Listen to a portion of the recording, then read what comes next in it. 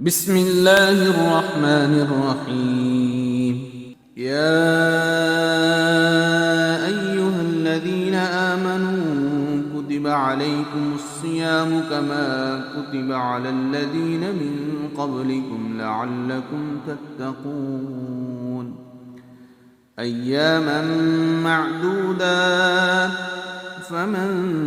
كان منكم مريضا أو على سفر فعدة من أيام أخر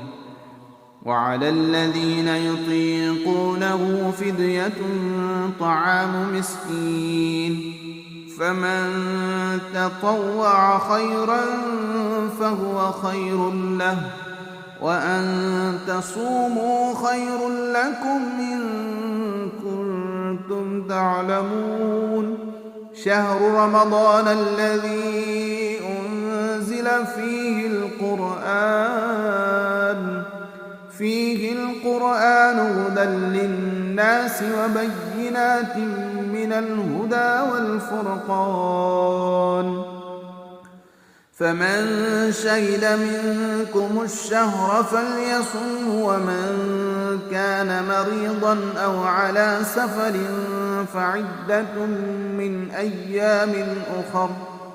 يريد الله بكم اليسر ولا يريد بكم العسر ولتكملوا العدة ولتكبروا الله على ما هداكم ولعلكم تشكرون